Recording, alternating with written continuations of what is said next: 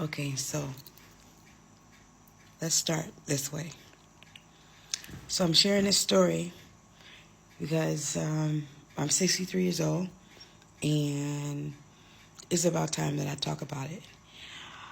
I have to say I'm a little unusual from the average person that's been essayed because I don't think that it affected my life, but it did. I didn't see any counseling. I didn't do any therapy. I just went along with my life as normal, like nothing was wrong. So let's start. So when I was 3 years old, my parents, my mother, lived in Texas. And I have a brother, an older brother, and a younger brother. We moved to Los Angeles. And every year, my mother would go back to Texas to visit family, friends, college student, college friends. And we would usually stay at my grandmother's house. And we had an uncle that would always babysit. Now, this uncle was an alcoholic. And I don't think anybody cared that he was an alcoholic as long as he was babysitting. All right. I'm actually writing a book called Pink Ruffle Socks. And the reason why I entitled the book Pink Ruffle Socks is because I always had on a cute little dress and, ruffle socks and just looking really cute.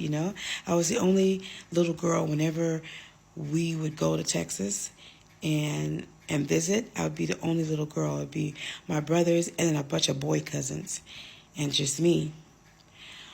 I remember, I still remember this just like it happened yesterday. But I remember that I used to always be sitting in his lap. I used to always sit in his lap. And I remember a time when they wanted to get some beer. They were playing dominoes and they stopped playing. They said, okay, we're going to go get beer across the bridge. And so across the bridge is like going from one town to like into downtown. And I think after 9 o'clock at night, if you wanted alcohol, you had to go across the bridge. All right. So this is in the 60s. So my youngest brother was a baby, so he didn't go. It was my oldest brother and I. And it was two men in the back seat. My uncle was in the back seat and another gentleman. I don't remember him. But my mother and my auntie was driving. And I remember sitting in my uncle's lap, and I remember that he was playing inside my panties. And at this age, I say I was 3, but I think I might have been 5. And I was making sounds like like just squirming around. You know how kids are. And I remember my mother kept telling me to hush my mouth and to be still. And even my uncle kind of played into it. He would tell me to hush my mouth, and he would spank me on my leg. And of course, I'm whining and I'm crying, and I'm about to get a whipping by my mother because I won't be still. This is the kind of stuff that he would do to me without anybody knowing. All right, so I remember that incident. All right, as I get older, every time we go back to Texas to visit, whether he's picking us up at the bus station or if we drove to Texas and he met us at the house, he's always there to pick me up. He always come and get me first. And it was like, oh God, it was just something I had to look forward to every time we went to Texas. And nobody was helping me. Nobody was watching. Nobody saw any of the body language or the eyes. They never watched me. And I just, it's like parents have to watch their children. They have to watch. I mean, you have to watch your children with hawk eyes, you know. But anyway, back to my story. Um, this uncle of mine would do this every year. He would always find a way to catch me going to the bathroom or catch me going to my bedroom and nobody's in that part of the house. And he would always tell me that if I say something, that I was going to get a whooping. I was going to get a spanking, or whatever you want to call it. I was going to get a whooping by my father. If I tell him, I was going to get a whooping by my mom. And if I make noise, he was going to whoop me. So the way I was raised is that we have to obey our elders. And if an adult tells you something, you must do it. Even if I'm in the room and my uncle tells me to do something, with my mother sitting there, I must do it. So this is in my mind. So I'm thinking that what he's doing must be okay because nobody cares and nobody cares. So I just thought, okay, well, I don't want to get a whooping, so I'm not going to say anything. So one time I remember this one incident where all my cousins was outside playing, and I was playing outside with them, but I needed to go to the bathroom or to the restroom.